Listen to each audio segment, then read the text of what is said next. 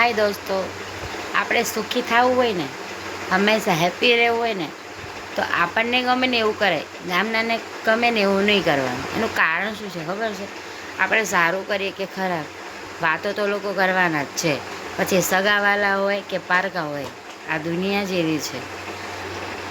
લોકોને આપણે જેટલું પણ રાખશું ને, એ આપણી સામે જ મીઠા હોય, પાછળથી તો ભસવાના જ હોય. એની ટેવ જ એવી હોય. તમે એને હાથ બનાનું ખવડાવો ને, પણ એ આપણા ક્યારે નથી થતા. કદાચ એ પારકા હશે ને, પારકા બે મીઠી મારશે, થોડીક હેલ્પ કરી દેશે, તો આપણા પોતાના જ એના થઈ જશે. અને એની માટે આપણે બધું કર્યું હશે ને, છતાં આપણે પારકે જેવો જ વ્યવહાર કરશે. એટલે અત્યારે જેટલા લોકોને ઓછા રાખીએ ને એટલું ઓછું છે.